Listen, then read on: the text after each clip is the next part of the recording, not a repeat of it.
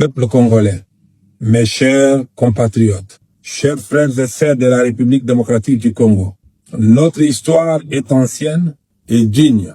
Bien avant la colonisation, le Congo existait déjà par ses peuples, ses royaumes et ses valeurs. Les royaumes Luba, Congo et Lunda nous rappellent que notre nation a toujours été debout. La colonisation a tenté de nous effacer, mais en vain. Le 30 juin 1960, le Congo a arraché son indépendance au prix du sang et des sacrifices suprêmes consentis par ses dignes fils et filles. Comme l'a rappelé Patrice Emery Lumumba, l'indépendance du Congo n'était pas un cadeau, mais le fruit d'un combat. Cette vérité demeure. Aujourd'hui, notre pays traverse encore une épreuve majeure. La paix n'est pas encore totalement rétablie, notamment dans la partie est de la République, où des groupes armés soutenus par le Rwanda continuent de semer la désolation en tuant nos populations. Face à cette réalité, l'État congolais agit avec détermination. Dans le cadre des efforts diplomatiques pour le retour de la paix, un accord a été signé à Washington entre la République démocratique du Congo et le Rwanda sous la médiation du gouvernement américain. Cet accord constitue une avancée majeure, mais son exécution effective reste la clé pour que la paix se traduise concrètement sur le terrain.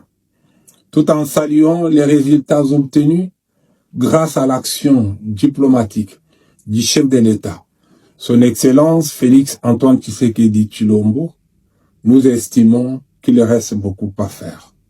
C'est pourquoi nous proposons la nomination d'un Premier ministre à la tête d'un gouvernement de salut public, un gouvernement de combat ou d'union nationale, un cabinet restreint composé de 20 à 26 ministres au maximum, rassemblant des représentants de la majorité, de l'opposition, de la société civile et de la diaspora pour plus d'efficacité.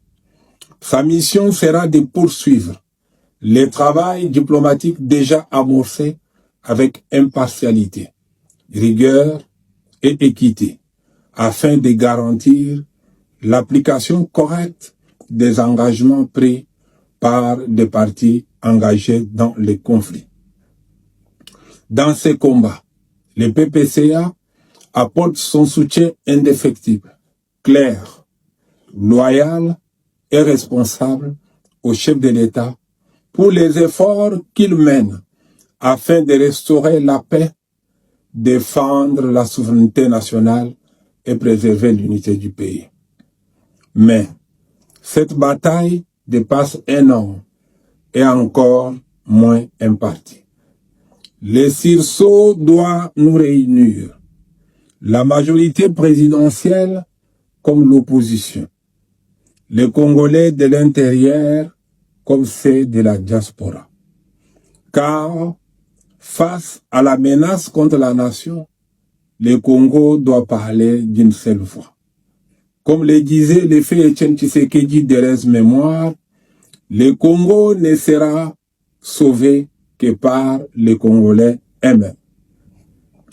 Ce n'est ni un slogan, ni une simple parole, mais un message fort adressé aux générations appelées à transcender leurs divergences et querelles intestines au profit de l'intérêt général. Chers compatriotes, peuple congolais, le maréchal Mobutu Sese Seko disait « Le président de la République n'est pas un magicien, seul il ne peut rien, mais avec l'appui de tout son peuple, il peut tout. » Cela signifie qu'aucun chef ne peut opérer des miracles, car la force du pouvoir réside dans le soutien de son peuple, sans lesquels aucune cohésion n'est possible et aucun combat ne peut être gagné.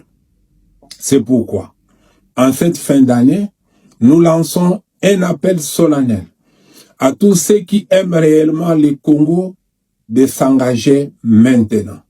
C'est maintenant ou jamais que tous les patriotes doivent se serrer la main unis autour de notre chef suprême.